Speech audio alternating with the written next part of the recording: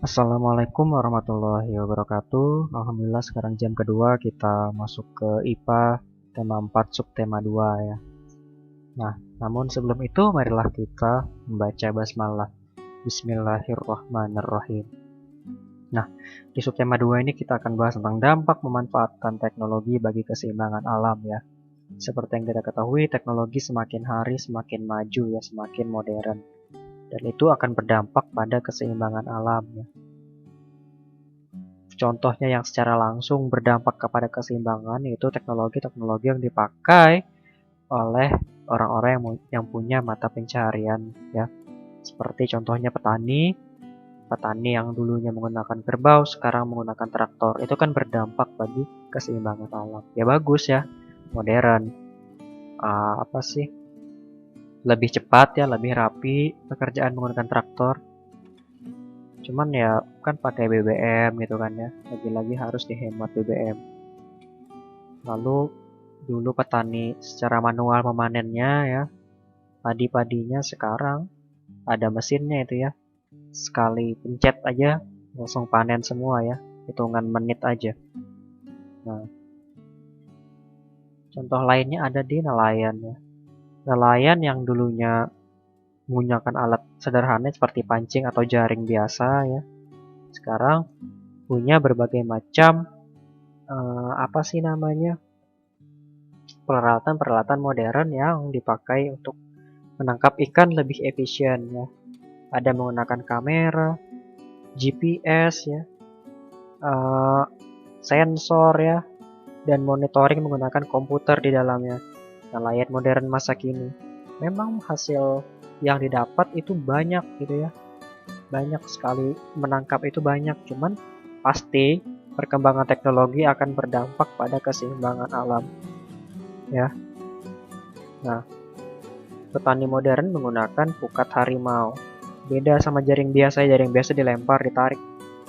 Pukat harimau ini pakai pemberat gitu ya, berat banget, terus banyak, terus jaringnya kecil-kecil gitu ya, jadi ikan yang kecil kena, terumbu karang kena, ini ditarik pakai kapal ini kan, sampai banyak seperti ini.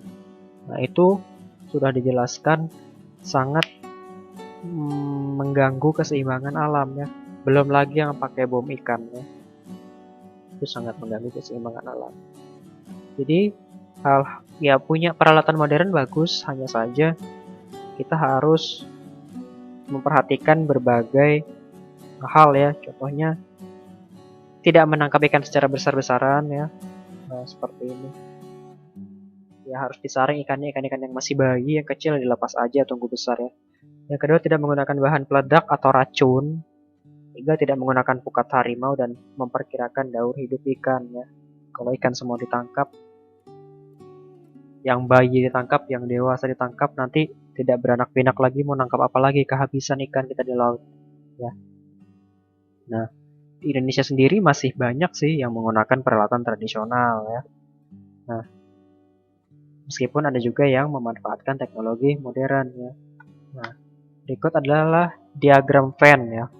Diagram Venn. Di sini ada di halaman 27, kalian bisa lihat di bukunya atau lihat di sini juga tidak apa-apa ya, diagram Venn. Itu terdiri dari dua lingkaran atau oval gitu ya. Nah, intinya sisi bagian kiri ini adalah khas dari nelayan tradisional. Sisi bagian kanan ini adalah yang hanya dimiliki oleh nelayan modern.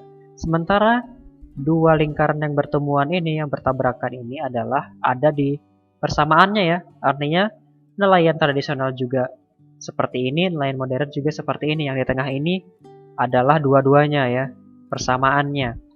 Nah, nelayan tradisional menggunakan perahu layar ya, dan menggunakan peralatan tangkap sederhana.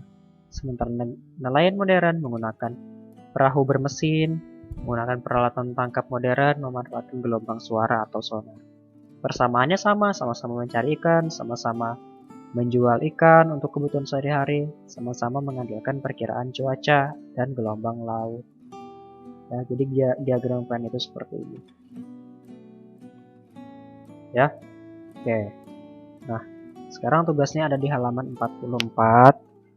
muatan IPA nomor 1 sampai 4 ya.